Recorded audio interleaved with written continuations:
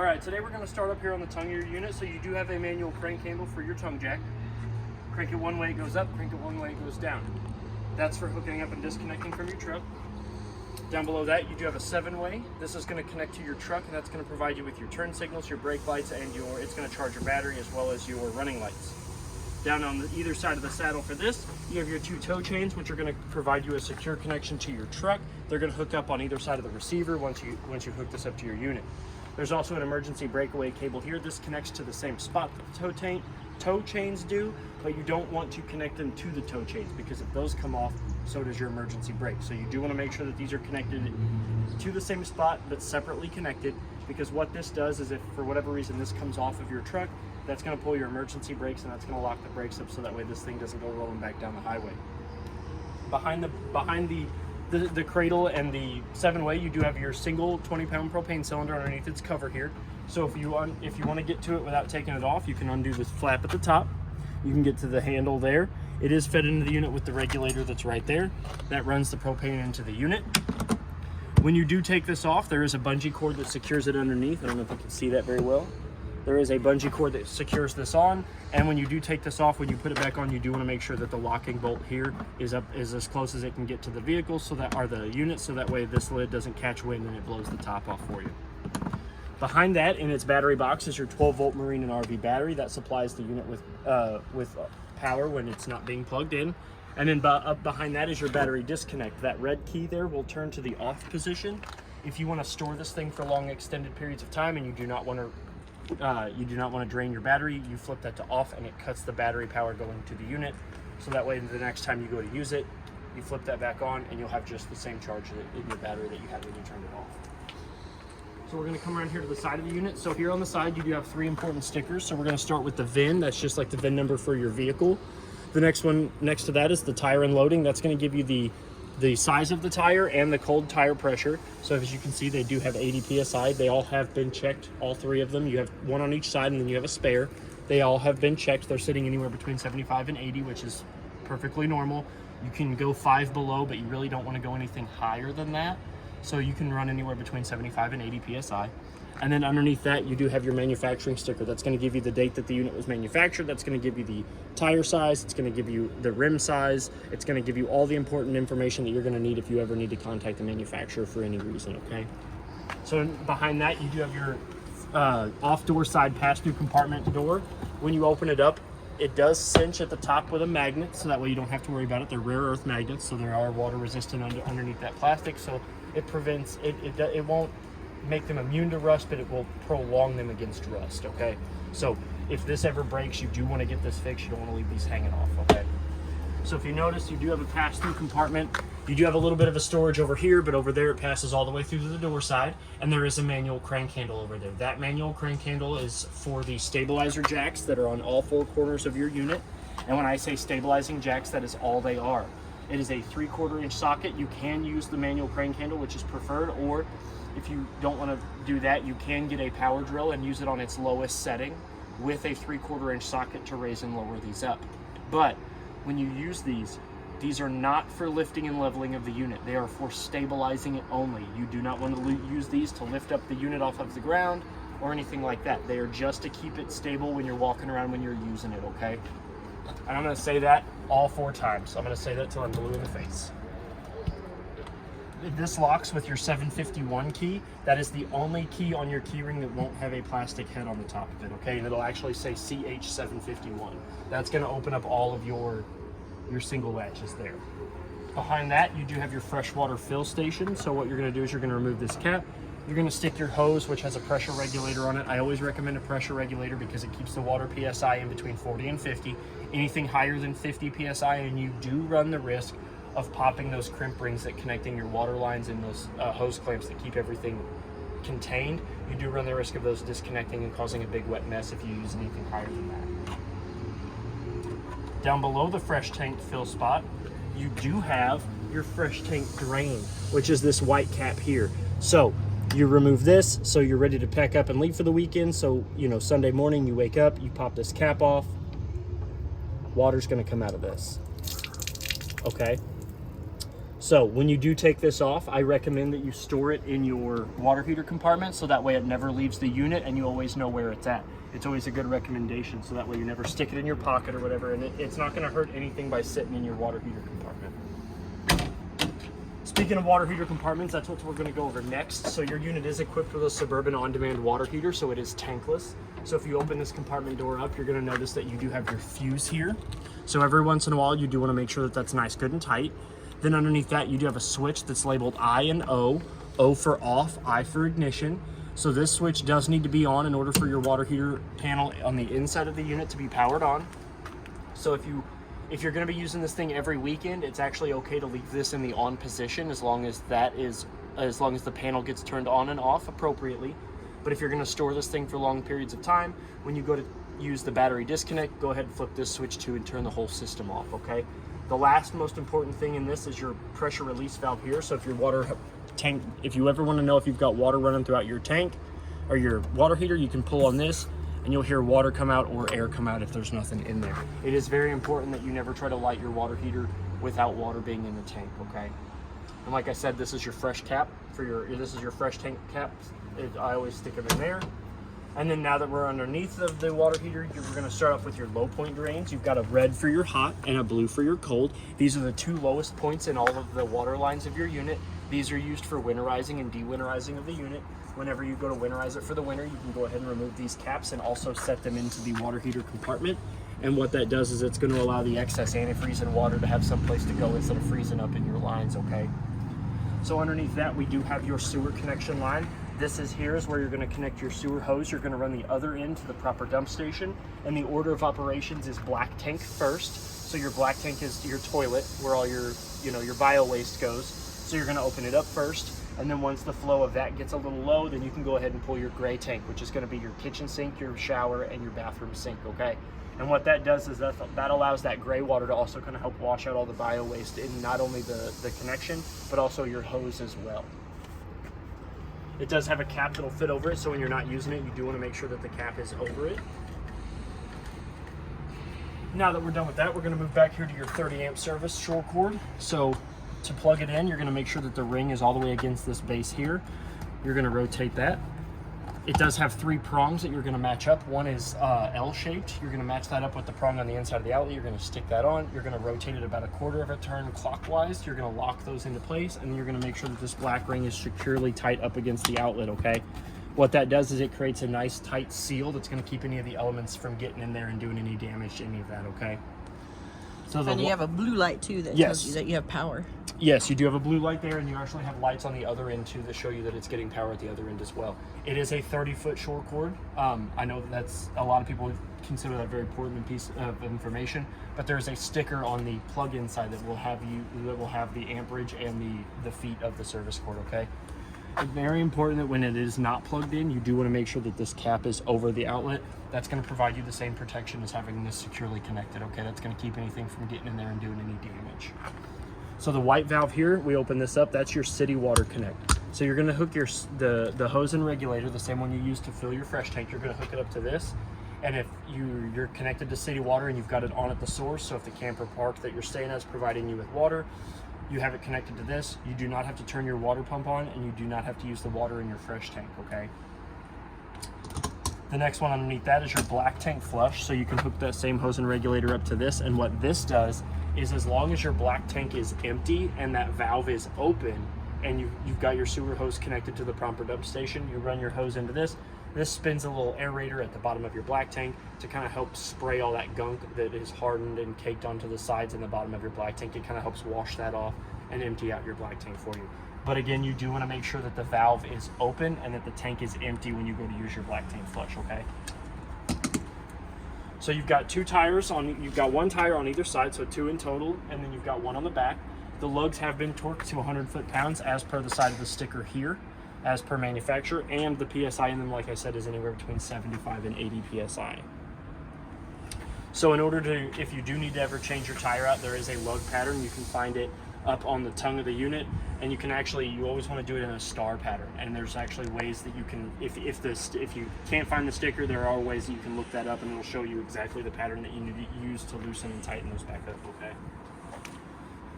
So back here in the back corner, you have another one of your stabilizer jacks. You do have 4, so I'm going to go over this 4 times. I do apologize, but they are not for lifting and leveling of the unit. They are for stabilizing it only. They're to keep it stable when you're walking around in it. And it is a 3/4 inch socket that you can use with either the manual crank handle or, like I said, your power drill in the lowest setting with a 3/4 inch socket attached to the unit. You do have a outside cable outlet here, so if the park or campground that you're staying at is providing you with cable services, you can hook a coaxial up from their source to this source, and you can get those TV services on the inside and outside of your unit. Your spare tire here has been checked. The PSI in it is again sitting at anywhere between 75 and 80. This one's actually a little bit closer to the 80 side. Up here at the top, you do have a Furion backup camera mount.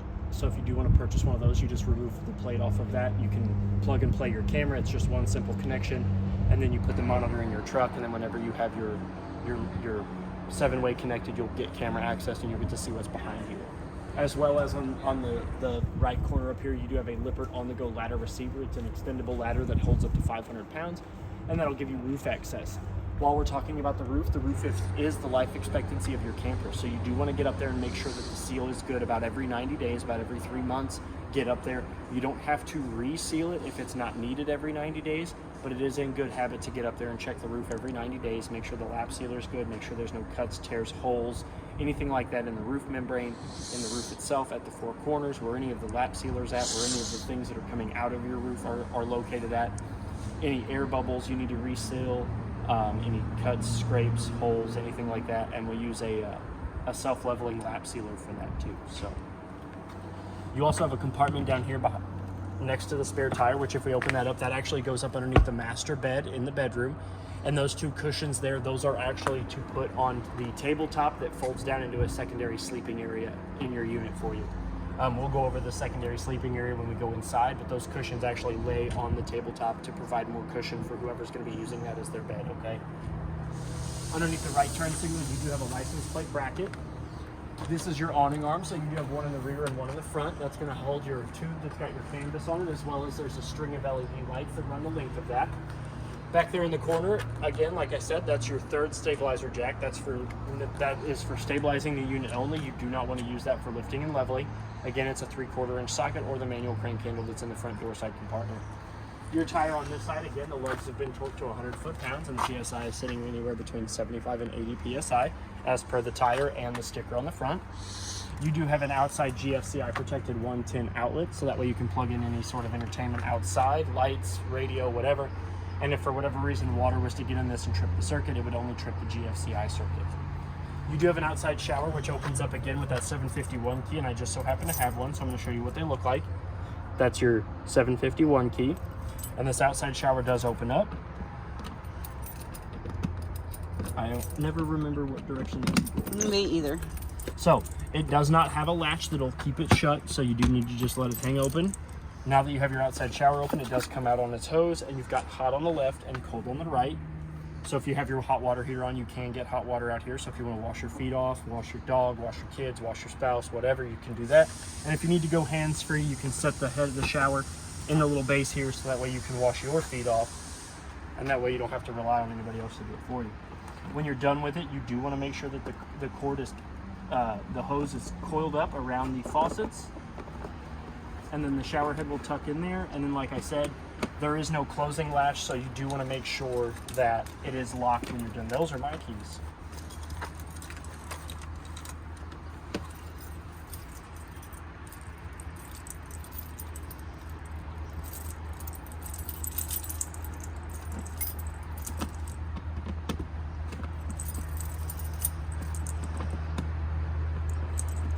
I'm so bad at keys.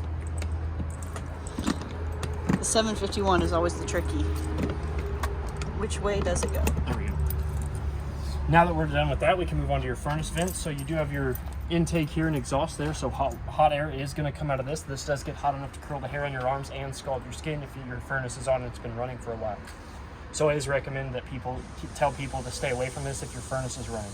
Another good investment is a mud dauber screen. It's 2 little domed vents that go over each one of these, and it keeps the mud daubers from going up in there and building a nest and inviting their friends. Now, mud daubers love the smell of propane, so they will go in anywhere wherever they can smell that, and they will build a nest, and they will invite all of their friends and family. So it is worth its weight in gold for those 2 domes. It's a $20 part, or it's like $150 an hour to go in there and fish them all out. And it's not pleasant. This is your front door side compartment. Again, the 751 key will open that up. It also has a rare earth magnet that holds it open. And you have the same style compartment over here. You know, you've got the L-shaped compartment, and then, like I said, that goes all the way to the off door side. And then there's your 3/4 inch manual crank handle for your stabilizer jacks. Speaking of stabilizer jacks, this is the last time I'm going to say it for this unit. This is your 4th and final one. It is not used for lifting and leveling. The unit is for stabilizing only. It's only to keep it from rocking around while you're in it, okay? Last but not least, on the outside, before we get to the door, you also have your outdoor solar connector here. So this is what this does, is if you have an outdoor solar, you can plug it into this and you can provide your unit with that solar power. So now that we're done on the outside of the unit, we can go ahead and come on into the inside, but this is what your stairs should look like when your unit is ready for travel. The handle up against the door shut, and your stairs folded in. In order to draw the stairs out, we're gonna grab a hold of them, we're gonna push them out, we're gonna lay them down, and then the bottom step is gonna rotate over the top step, and now your stairs are ready. Your handle will then lift up out of the saddle, swing around, seat itself into the saddle, and now we're ready to go inside the unit. We're gonna open the doors, and we can go ahead and come on inside. So the first thing before I do anything else, before I point out, is always that there's a fire extinguisher right there by the door in case of emergencies inside and outside the unit. So now that we're in here, I'm gonna go ahead and turn some lights on. This switch here will turn on all the interior lights inside the living room, and they also have a push button in the center. So if you ever come in here and you turn that switch on and one of the lights doesn't go off, don't panic. Come over here and make sure that it is on the manual side, because that, with them being on, is the only way that this switch is going to control them, okay?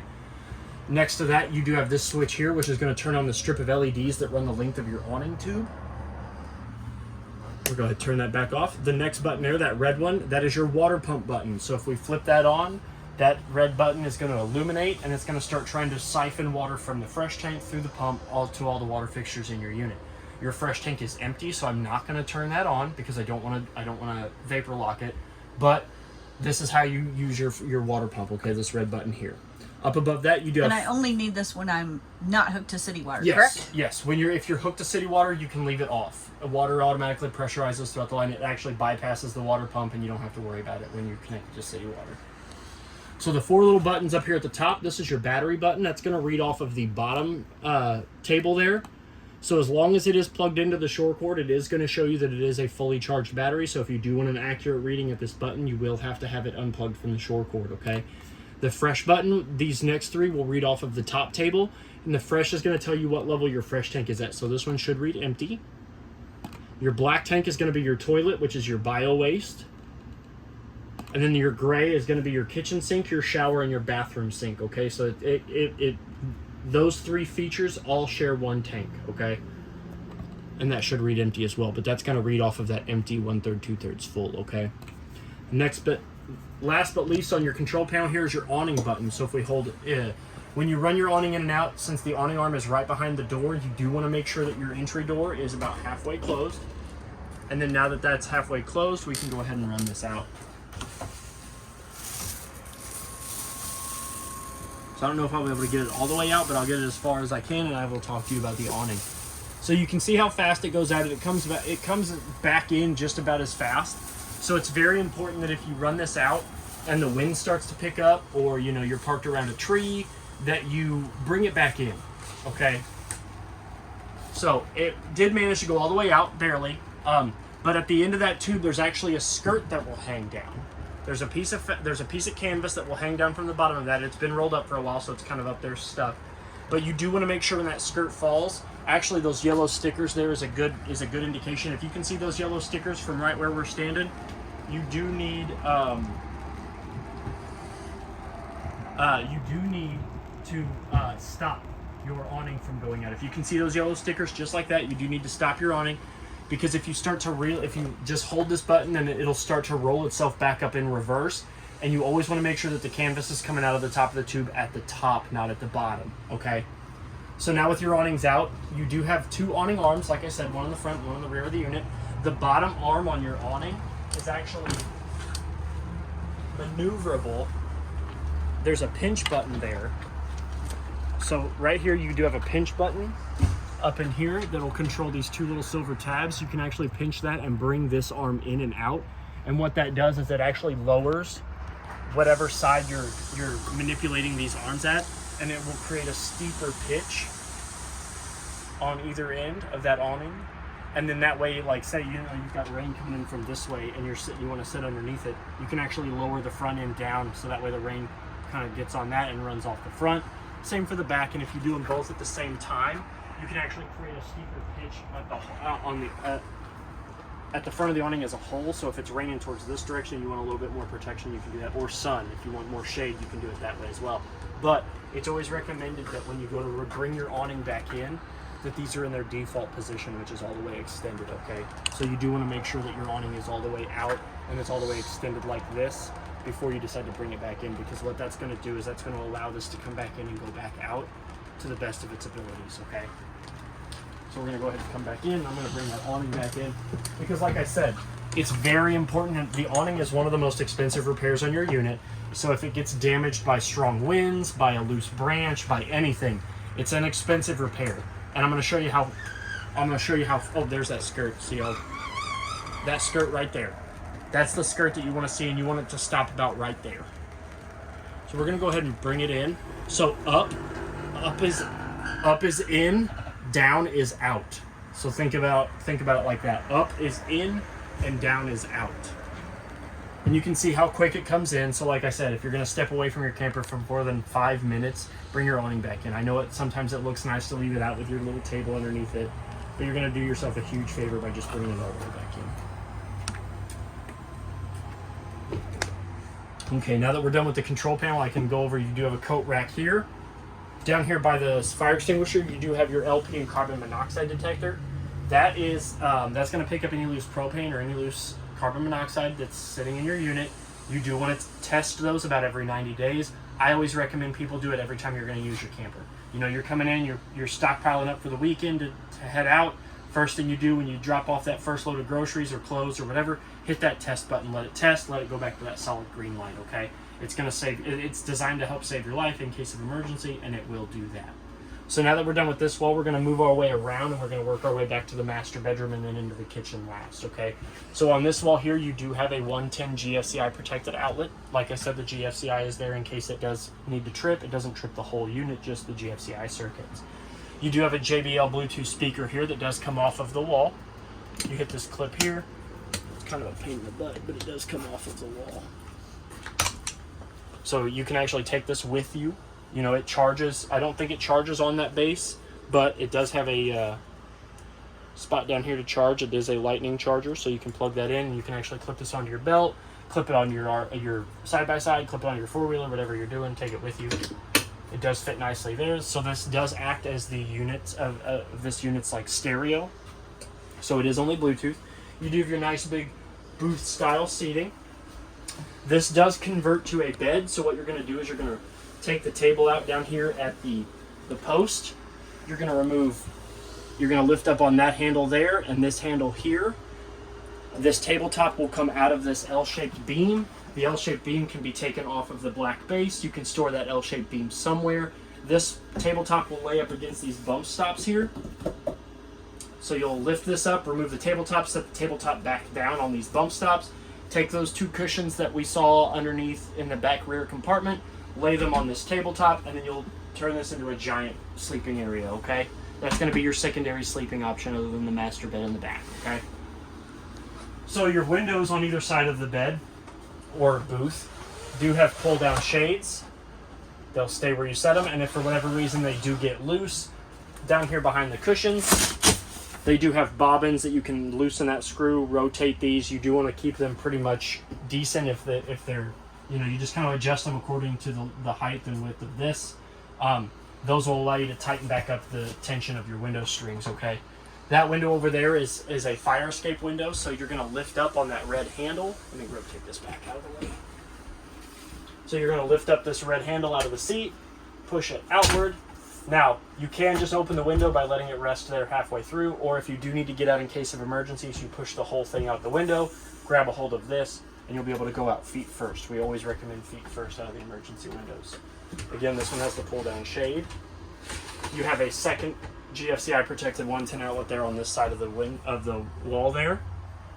You've got your 2 little burner Greystone stove here. So if we lift up, this is a glass top, but you cannot cook on it. It does get hot, but it does not get hot enough to boil water, and it will still shatter if it reaches a certain temperature. So you lift it up, create your backsplash, come over here, go from off to ignition. It's the easiest way to remember that. Your burners will turn blue. You push in, and you turn to the little flame symbol. You'll hear it kick on. The propane might be off, so we'll just... So what you're going to do is you're going to hold this till you see a blue ring of flames appear.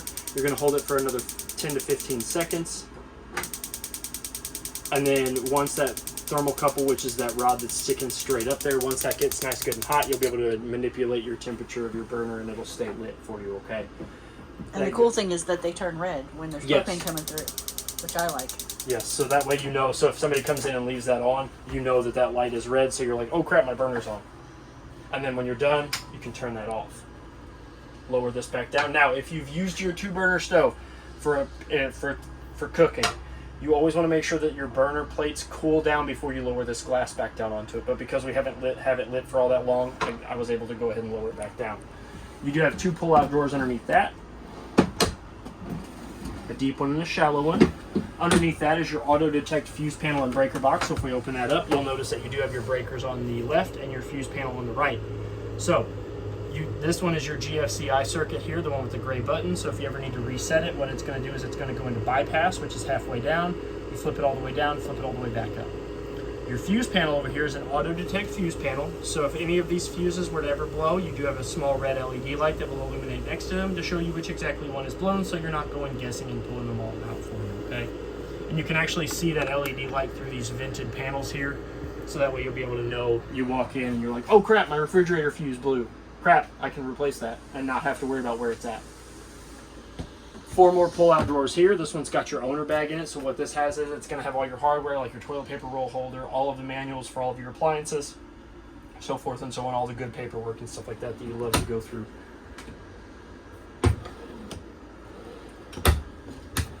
More drawers. Deep one at the bottom. Up top, you have your Greystone vent and range fan. Light on one side, so you're not cooking in the dark, and then fan on the other. Your Furion glass spin top microwave up top, just like the microwave at home. It's got all the same features and functions.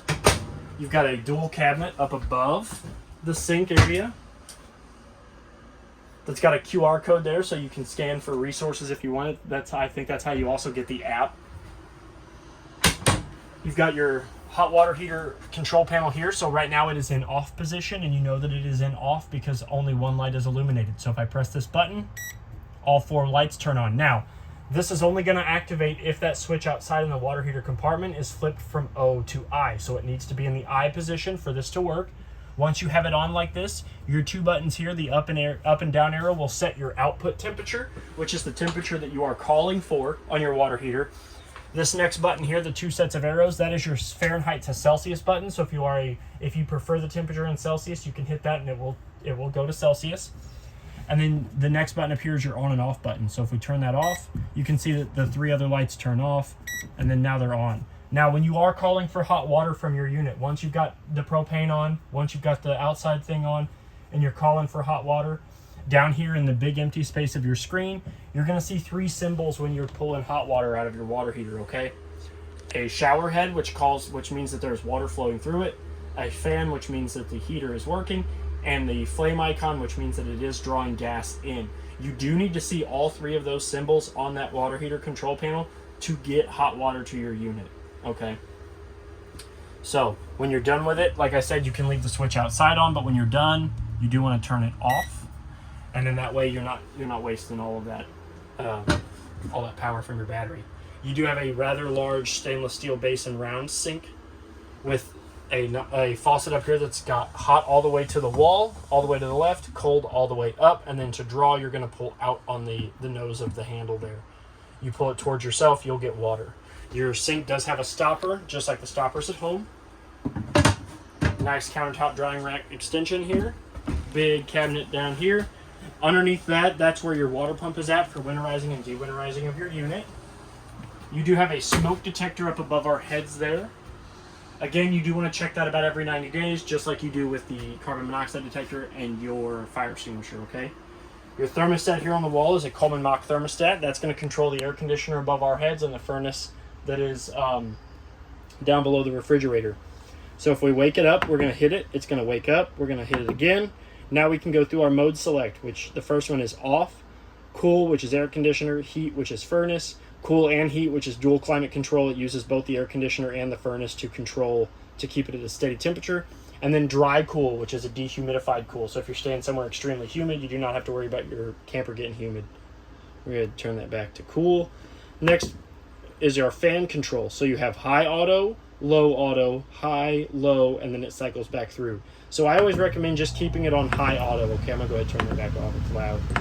But I always recommend keeping it on high auto. You never want to put it on low, and it puts too much work on your compressor and it doesn't put out enough cold for the amount of work that it's putting out. So either keep it on high auto or high. High auto is what I recommend because it allows the compressor to cycle. Okay. Yeah, and your air conditioner could freeze up and nobody wants that. Yes.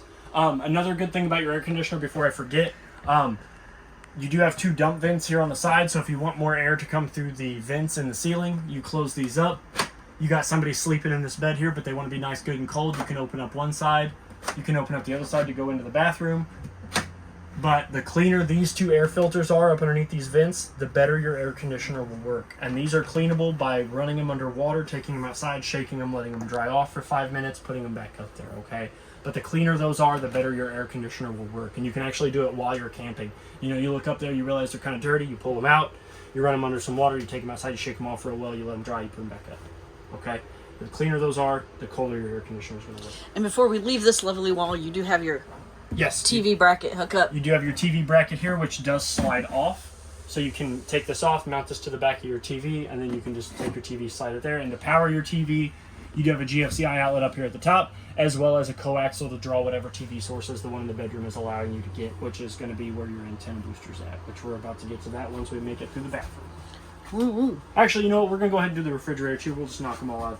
Sounds great. So you do have your Furion refrigerator, so it does have a latch up here that you do need to depress before opening it. So you don't want to go just wrenching on it, because if we open this up, you can notice that this is the only thing that's locking your refrigerator shut. So if you just go wrenching on your door to open it up, you run the risk of this little piece of plastic breaking, and you're not going to seal your refrigerator properly anymore. So once that latches, you're ready to go into it. Put your hands in there, push down, it real good. Open it up. You do have your temperature control dial up there in the top right corner. The bigger the dot, the colder your refrigerator will be. Freezer's the same way, except you can't see it. There is a paddle up in there that you do need to depress. Open it up, and as you can see, it has the same style locking mechanism. Now, the freezer is also ran by the temperature control dial in the refrigerator. So it will, again, the colder the dot, the colder both of those will, or the bigger the dot, the colder both of those will be, okay? Down below that is your furnace. That is the back side of your furnace. That is where a majority of your heat's going to come out of, okay? So you do not want to block that. Now that we're done with that, we're going to move on to the bathroom door. So it does have a travel lock that you do want to make sure is engaged before you go to pull this thing or haul it anywhere.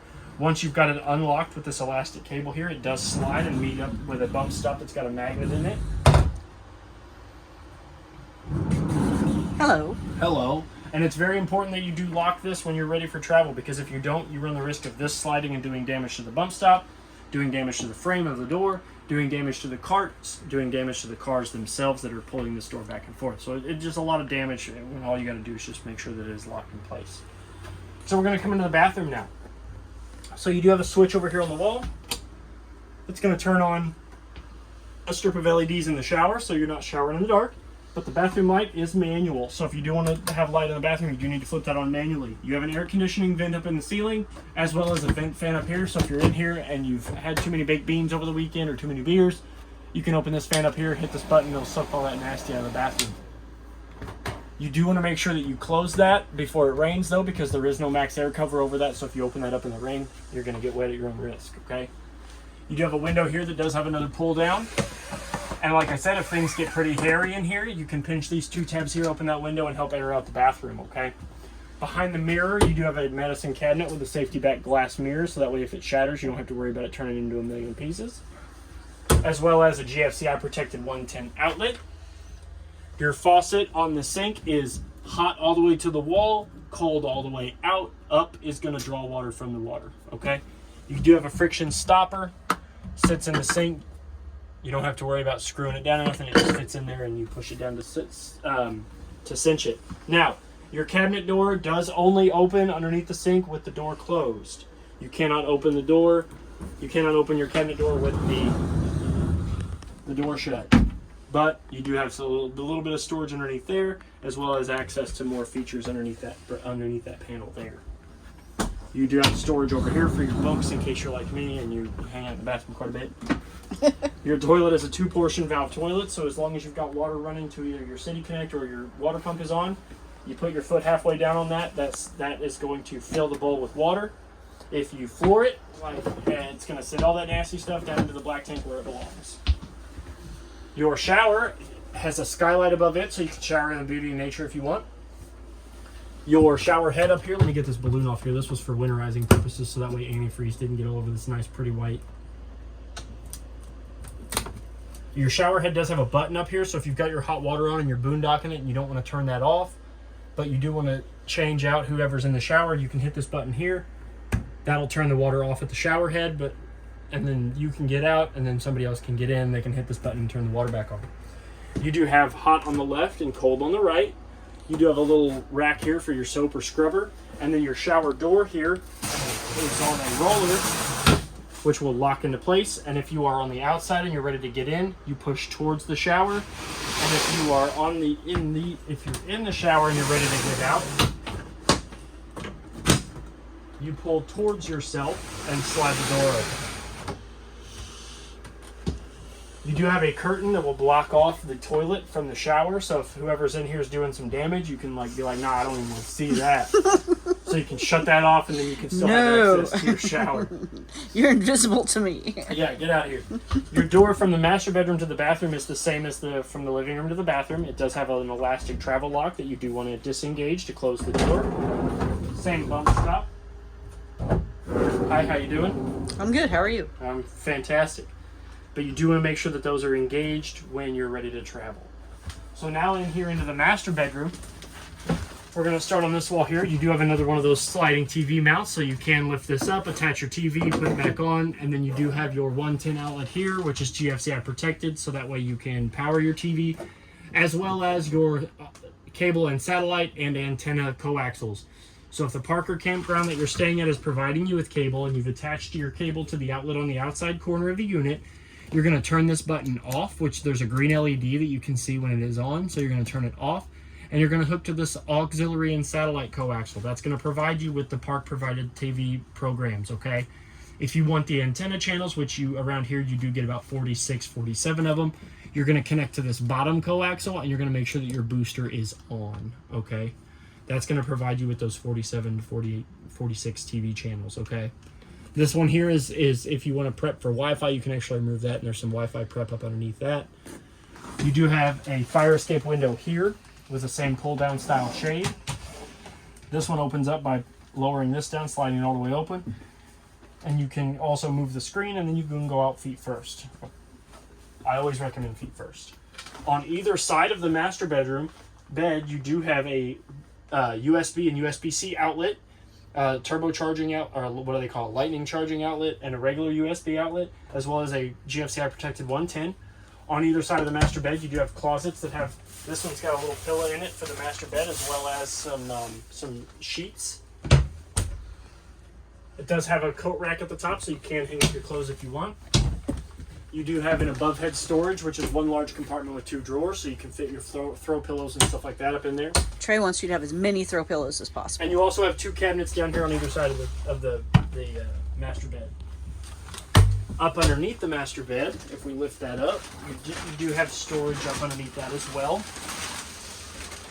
So you do have your area for 4 totes, as well as this is also access to the back rear storage compartment. So as you can see, there's those cushions. So you can reach anything that's in here from the outside of your unit as well.